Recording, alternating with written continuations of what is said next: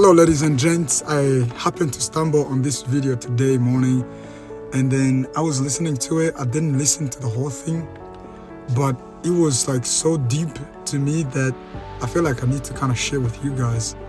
And there's one point that really touched my heart, and I was like, maybe I should put it out there and see what you guys will say, because this guy is saying like some real stuff that are actually a burden to us today in our generation.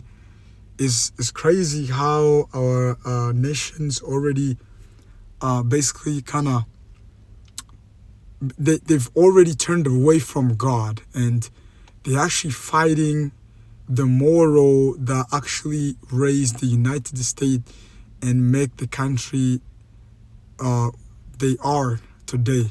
And so this guy, when he was saying this kind of things, I was like, it's very, very heartbreaking to kind of see what's going on in today's society.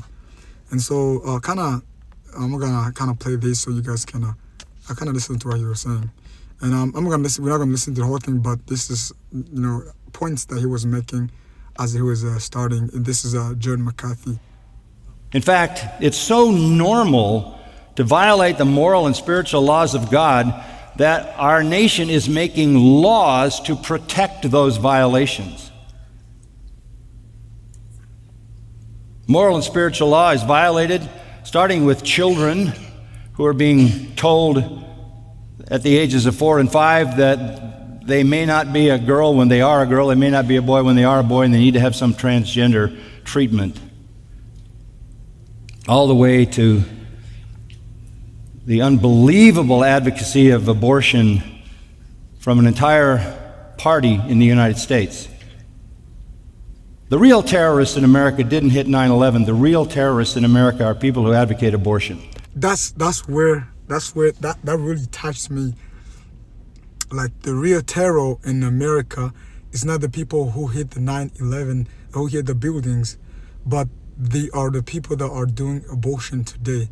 And he's gonna talk about it in a moment, saying that there's like an agenda of the enemy that is pushing all of this stuff.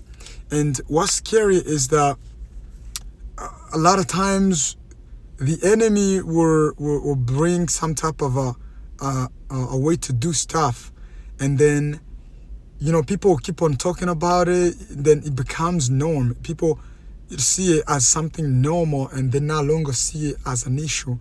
And then after it becomes like that, then they push the government to actually change that to be a law, a rule, so that way nobody will actually even talk about it. Nobody will even bring it up. People will be basically bound by that particular ways of thinking, and then people even get scared to even talk about how bad it is. So let me go back one more time so you can listen to that particular area where he says that abortion is a way of the terrorist to actually massacre people. I'm gonna go back here. For us, a comfortable norm. In fact, it's so normal to violate the moral and spiritual laws of God that our nation is making laws to protect those violations. Moral and spiritual law is violated, starting with children who are being told at the ages of 4 and 5 that they may not be a girl when they are a girl, they may not be a boy when they are a boy, and they need to have some transgender treatment. All the way to the unbelievable advocacy of abortion from an entire party in the United States. The real terrorists in America didn't hit 9/11. The real terrorists in America are people who advocate abortion. They massacre the creation of God continually. The whole society, I think, has sort of arrived at the cynicism of Pilate, who said, "What is truth?" cynically, and then walked away before he had an answer.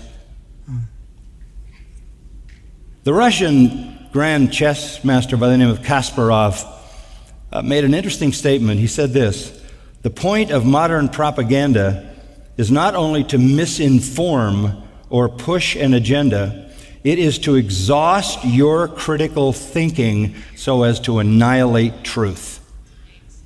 This culture is making critical thinking an exhausting battle. They just continually hit us with a barrage of lies and deception, with the notion that they can wear out our will to fight.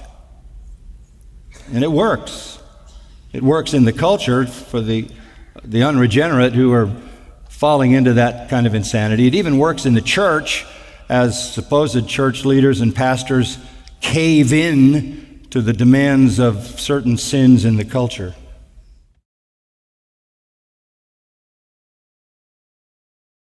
Is it a sin if I get an abortion? Yeah. You bet. Okay, if I take out a knife and knife her to death, is that evil? Yes, that's evil. Okay, why is it evil? Because she didn't ask for it. Okay, I would argue it's evil because she's a real human being, created by God for a purpose, and if I murder her, that's evil. Now, if she's 1 day old, just had her birthday, was born yesterday. Just gonna say hi, close. Hey, how's it going?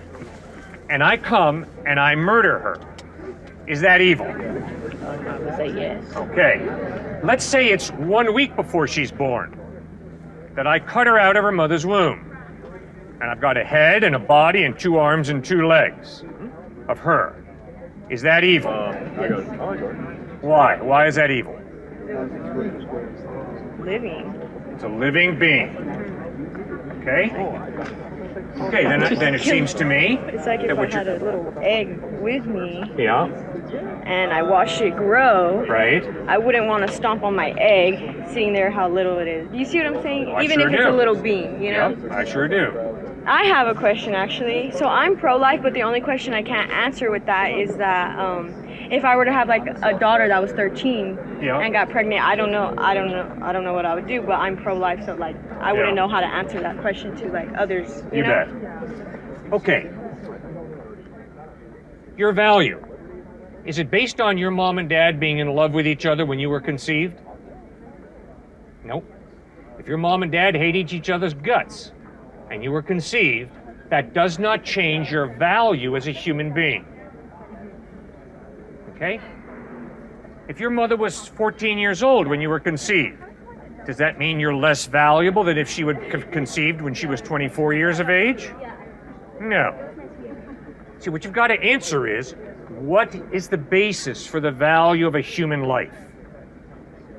And I would argue the basis of your value is you're not an accident, you're a human being created in the image of God, and meaning by that, you are created to reflect God's character, to reflect God's goodness, to reflect God's love, to reflect God's forgiveness, to reflect God's integrity, honesty, and faithfulness.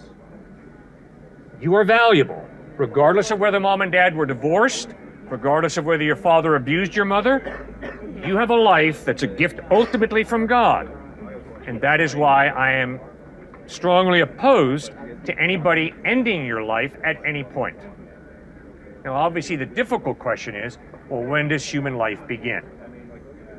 And I would argue that when that egg and that sperm come together, you have a human life. Why? You've got all the DNA. You've got a real living life there.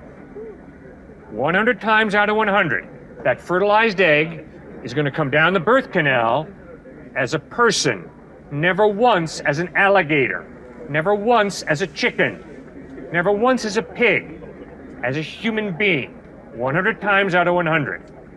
And that is why I would plead with people, think about adoption, giving a child up for adoption. Don't end that precious child's life, please. And so I don't know what you guys think about this, but it was like right on the point. Instead of killing somebody, taking life away from them, there's an alternatives you can do. I mean, that's not the only option. I don't know why people try to kill instead of looking for other means for helping out. All right, thanks so much.